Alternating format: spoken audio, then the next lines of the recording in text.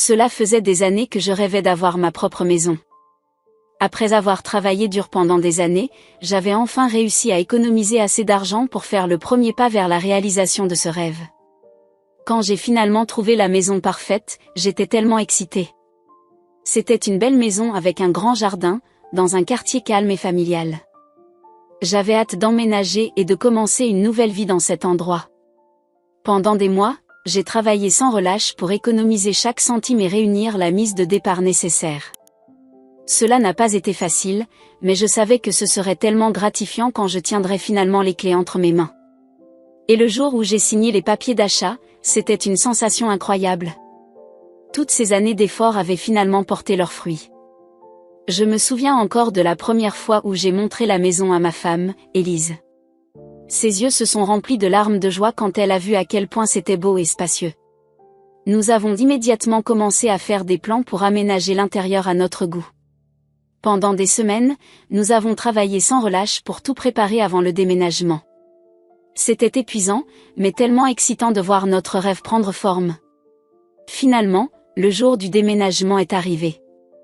Avec l'aide de nos amis et de la famille, nous avons transporté toutes nos affaires dans notre nouvelle maison. Quand je suis entrée pour la première fois, j'ai ressenti un mélange d'accomplissement et de fierté.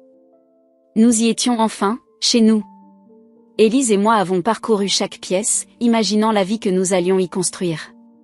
C'était le début d'une nouvelle étape passionnante.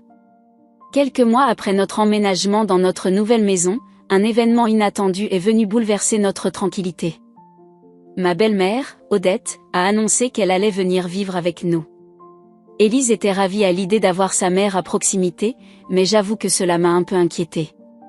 Notre maison était encore toute neuve et j'appréciais pouvoir profiter de cet espace rien que tous les deux avec Élise. Quand Odette est arrivée avec ses affaires, j'ai essayé de garder une attitude positive. Après tout, c'était la mère de ma femme et je savais à quel point leur relation était importante. Élise était aux anges de pouvoir passer plus de temps avec elle. Cependant, j'ai rapidement remarqué que la dynamique de notre foyer commençait à changer.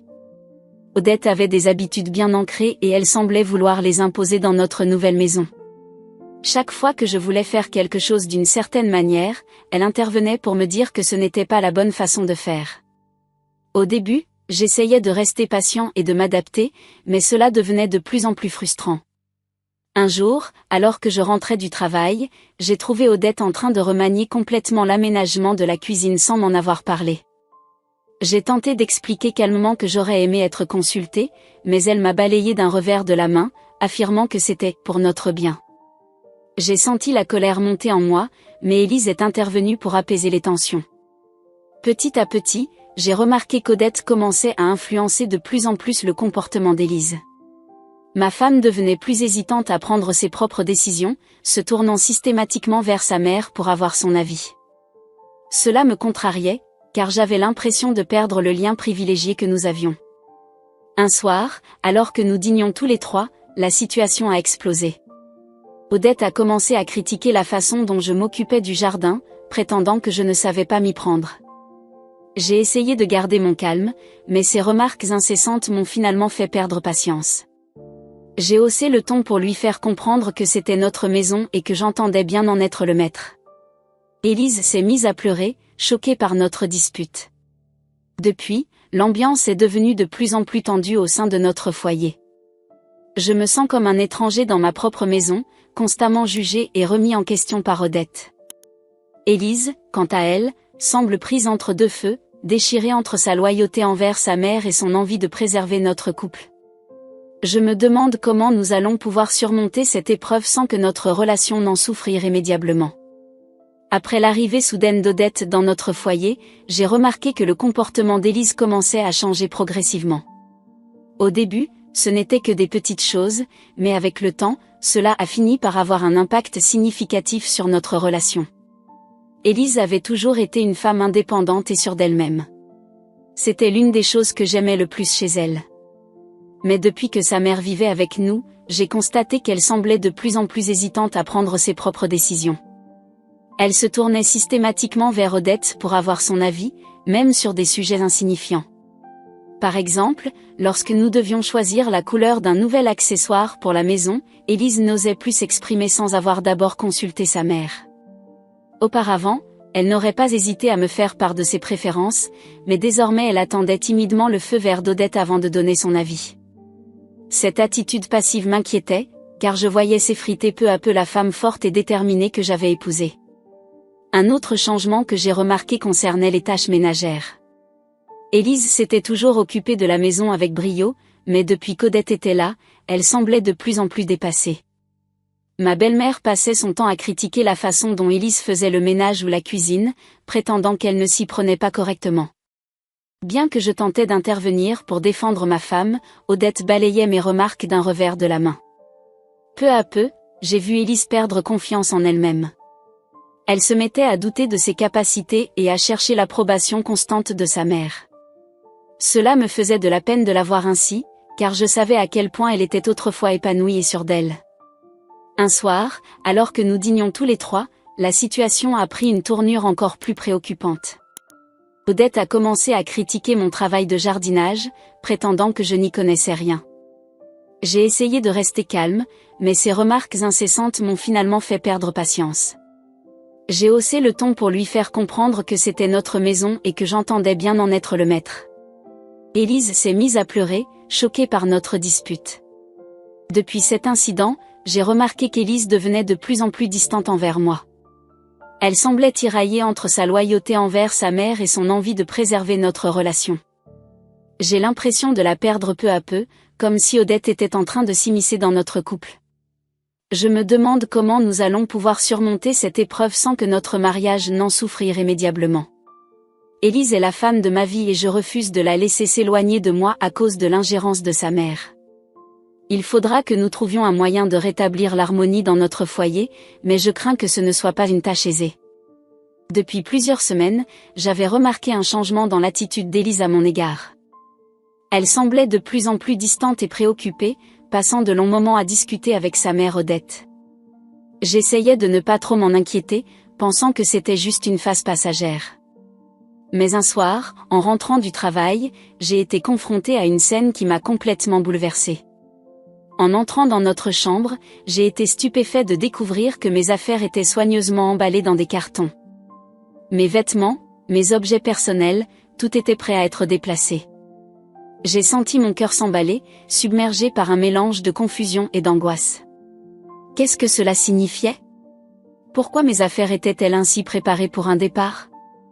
J'ai aussitôt cherché Élise pour avoir des explications, mais c'est Odette qui est venue à ma rencontre, un air pincé sur le visage.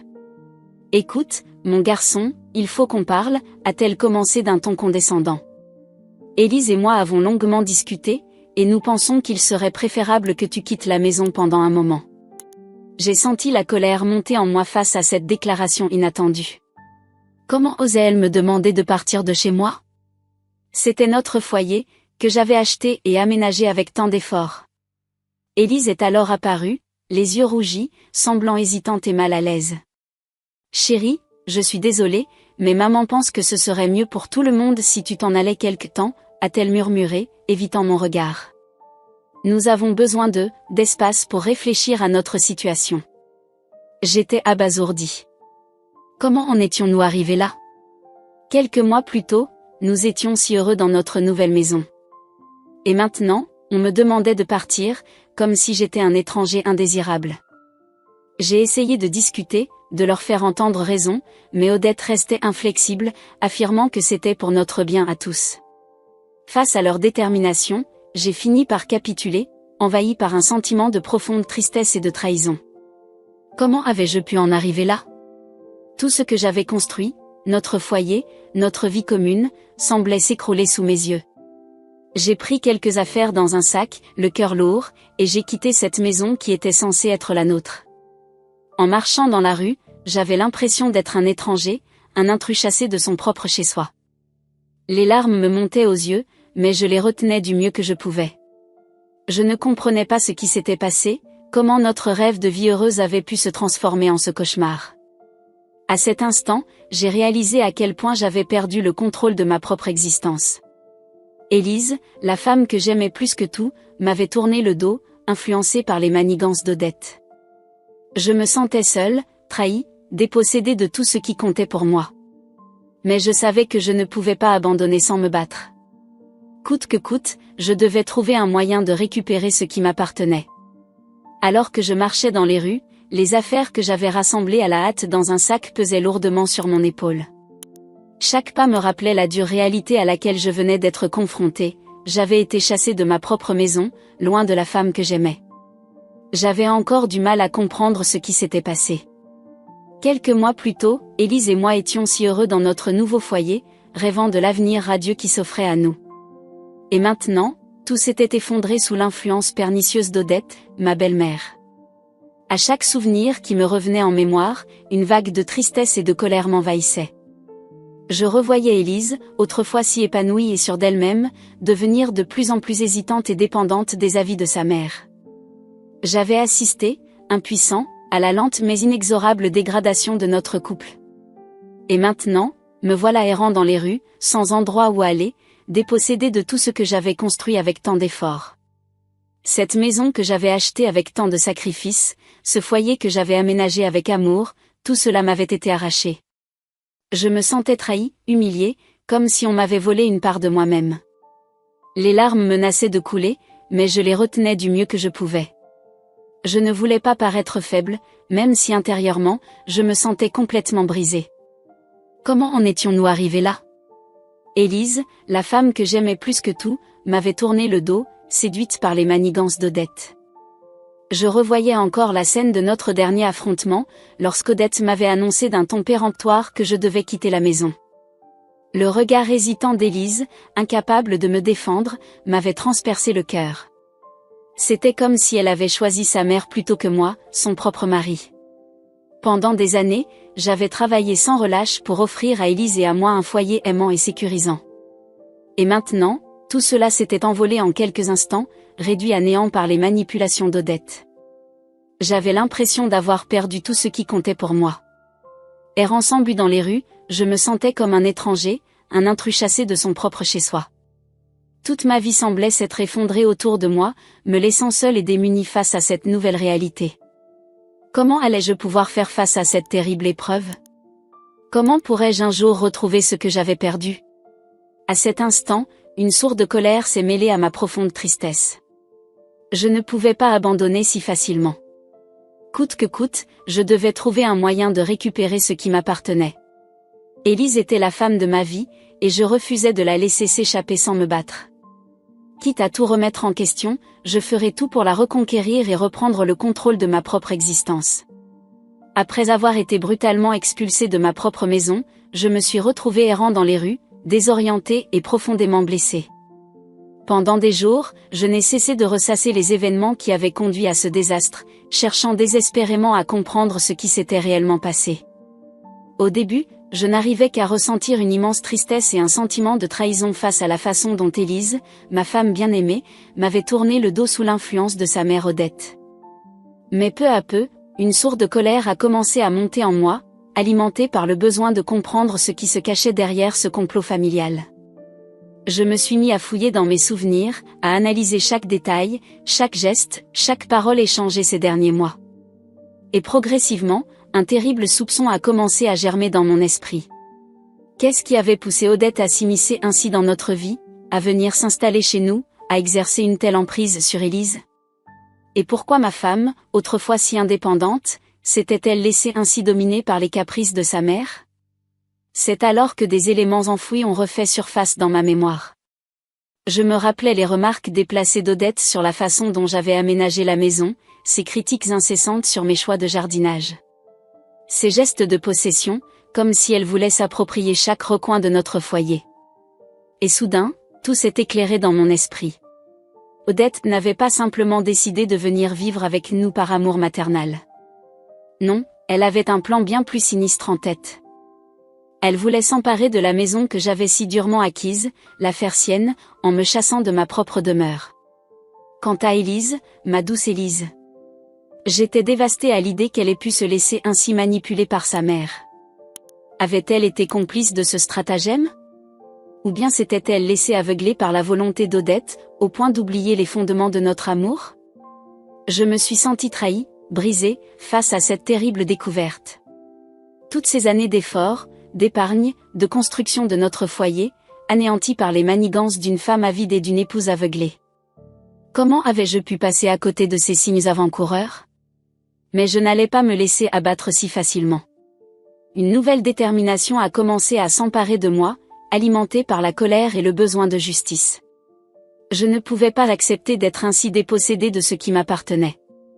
Coûte que coûte, je devais récupérer ma maison, reconquérir le cœur d'Élise et faire éclater la vérité au grand jour. Peu importaient les obstacles qui se dresseraient sur mon chemin, je ne renoncerais pas.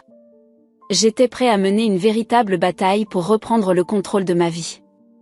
Odette et Élise allaient devoir faire face aux conséquences de leurs actes. Plus rien ne m'empêcherait de retrouver ce que j'avais perdu. Après avoir été brutalement chassée de ma propre maison, j'ai erré pendant des jours, rongée par la colère et la frustration. Mais petit à petit, une nouvelle détermination a pris le dessus. Je ne pouvais pas laisser Odette et Élise s'en tirer si facilement. Coûte que coûte, je devais récupérer ce qui m'appartenait et faire éclater la vérité au grand jour.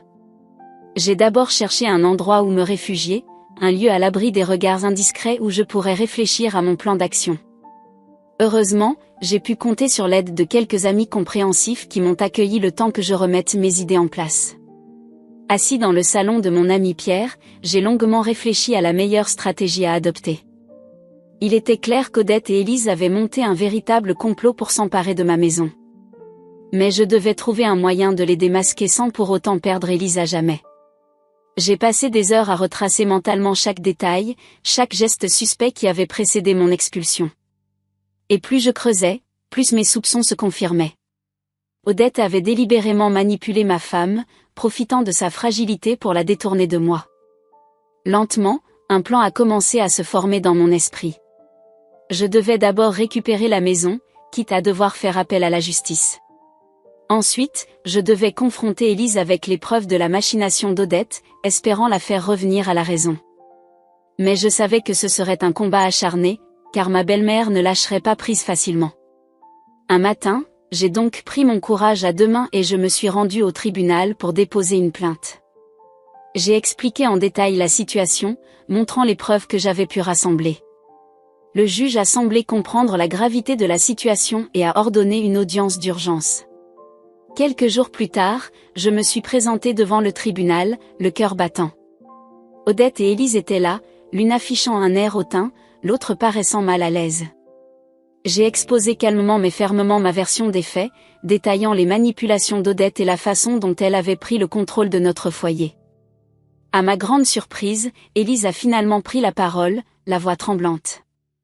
Elle a reconnu avoir été influencée par sa mère, admettant qu'elle avait perdu de vue l'essence même de notre couple.